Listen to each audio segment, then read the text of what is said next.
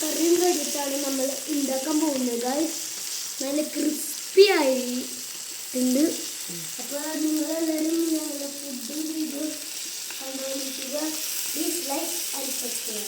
Oh my God, how sweet my Korean voice is. I love you so much.